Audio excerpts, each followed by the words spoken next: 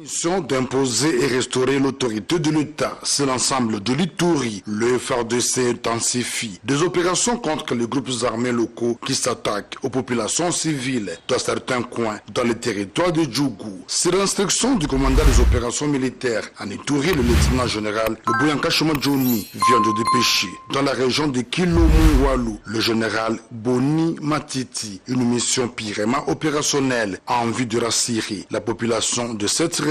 Ceci témoigne l'engagement et la détermination de FARDC d'en finir complètement avec ces hors-la-loi hostiles au programme de désarmement et de mobilisation, car c'est l'unique moyen pour se sauver de la puissance des filles de l'armée nationale, renchérit cet officier de l'armée, le lieutenant Gilles Ngongo, porte-parole de FARDC en Ituri, qui donne le compte rendu de la réunion du comité provincial de sécurité. Par devoir de redevabilité, le comité provincial de sécurité, sous le leadership de l'autorité provinciale, le lieutenant général Luboyaka Johnny, des mesures drastiques, conséquentes à la situation sécuritaire et opérationnelle adoptées consistent à contraindre les groupes armés à déposer les armes et à cesser avec les hostilités. Actuellement, caractérisées par les attaques et représailles de groupes armés sur la population civile innocente, d'une part, et d'autre part, à protéger et sécuriser cette dernière et leurs biens dans la région. Pour l'instant, la situation demeure sous contrôle et maîtrisée par les forces armées et la population appelée à la vigilance, ainsi que d'évacuer librement à leurs occupations. Approbation ce jeudi 20 avril 2023 par les gouverneurs du Nord Kivu, le lieutenant général Constant Ndima, du rapport des travaux de reddition des comptes pour l'exercice 2022, lesquels travaux ont été produits et présentés par les services des finances publiques du gouvernement provincial du Nord Kivu. Il ressort de l'arrêté relatif lu par maître Achille Kalouene, expert près le gouverneur en charge du budget, qu'en 2022, la réalisation des recettes s'élève à 87,06% sur les prévisions totales de plus de 272 milliards 523 millions de francs congolais. Quant aux dépenses, elles ont été réalisées à un taux d'exécution de 86,89% par rapport aux prévisions. De quoi réjouir les conseillers principaux du gouverneur en matière des finances. Maître David Kamua Moussoubao pense que le Nord Kivu peut encore faire mieux avec les efforts en cours du rétablissement de la paix. Le budget pour la première fois de l'histoire de notre province a été exécuté dans son ensemble à plus de 87%. Et pour ce qui concerne les recettes propres, les budgets ont été réalisés à plus de 83% malgré la situation de guerre que nous traversons dans notre pays. Pour dire que si la situation était normale, nous allions atteindre ce que nous appelons la performance financière.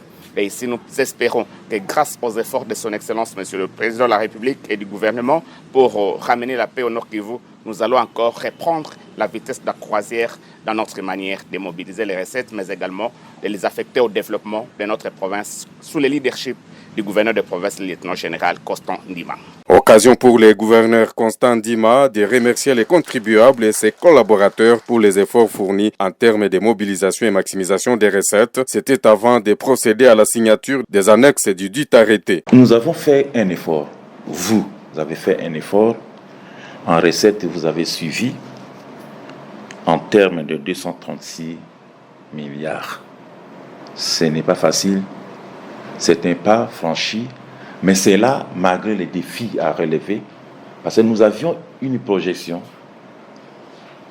à atteindre le maximum, mais le contexte sécuritaire ne nous a pas permis, mais nous nous battons. Franchement, le projet, tout ce que nous avions, c'est affrité. Nos projets sont aujourd'hui momentanément arrêtés au niveau des infrastructures et autres pour les besoins de notre population.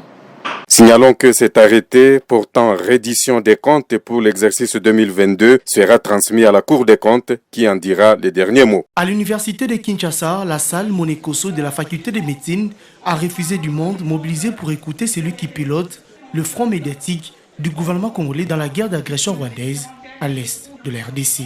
Il était également question de sensibiliser les étudiants pour qu'ils s'approprient la guerre avec le Rwanda. Le premier orateur, le professeur Chibangu Kalala, a présenté à l'auditoire composé des étudiants de la faculté des droits les frontières historiques de la RDC depuis l'État indépendant du Congo à sa dénomination officielle actuelle en passant par le Congo belge sous la colonisation.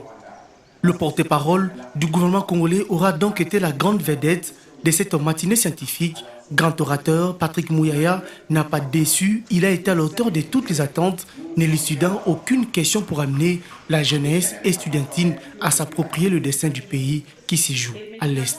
Nous avons expliqué les différents fronts sur lesquels nous sommes engagés, front médiatique, front militaire, front diplomatique, front économique, front judiciaire, pour que les étudiants comprennent que dans ce qui se passe à l'Est, ils sont concernés au même titre que nous qui sommes au gouvernement, au même titre que les militaires qui sont engagés au front. Nous avons partagé des informations et j'espère, j'ai vu dans la salle, dans leur attitude, qu'on peut compter sur leur patriotisme pour nous appuyer dans cette action, car c'est dans l'unité que nous serons en mesure de vaincre l'ennemi qui est bien identifié. Le ministre de la Communication et Médias a présenté toutes les facettes de la guerre d'agression imposée à la RDC par le Rwanda sous la belle du M23 et les moyens déployés par le gouvernement congolais pour contrer cette menace autant sur le plan politique, médiatique, militaire qu'économique. Convaincu que la guerre se gagne aussi par une forte adhésion populaire, le ministre Mouyaya a lancé un appel à la mobilisation pour accompagner le chef de l'État Félix Tshisekedi et le gouvernement congolais à la victoire finale. L'information, il faut l'amener partout. Mais quoi qu'il en soit, on devait faire honneur à la colline inspirée qui est l'université mère en République démocratique du Congo. Évidemment, nous aurons l'occasion d'aller partout où le Congolais se trouve, dans les universités ou dans leurs milieux respectifs, pour leur apporter le message du gouvernement, parce que notre action ne pourra véritablement réussir que si les Congolais les comprennent et si les Congolais nous donnent leur soutien. À la fin de l'activité, le professeur Chibangu Kalala et Patrick Mouyaya ont reçu les diplômes de mérite délivrés par le café juridique. Examiné et adopté ce jeudi 20 avril 2023 après débat à l'Assemblée nationale, a informé son rapporteur.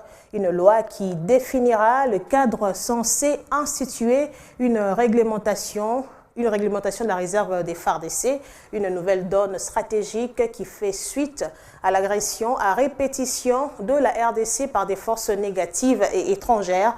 Les élus nationaux vont par la même occasion procéder à l'examen et adoption de deux autres propositions de loi, l'une portant création de l'ordre national de héros nationaux et l'autre portant création de l'ordre national des léopards.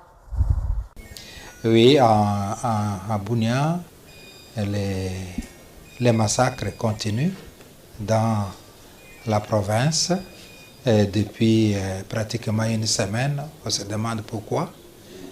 Autant de massacres. Et au niveau de Kisangani, il y a les conflits fonciers qui opposent des communautés entre elles, ou alors des conflits qui voient la spoliation des biens des individus, mais aussi des institutions comme l'Église. Et tout récemment, vous avez peut-être vu par la voie des médias comment un groupe d'inciviques se déclara autochtone de la région, s'est arrogé le culot de venir spolier 5 hectares du grand séminaire Saint-Augustin de Kisangani. Et nous avons pris des dispositions pour saisir les autorités compétentes afin d'arrêter net cette velléité, cette propension de spoliation. Concrètement, qu'est-ce que les EPM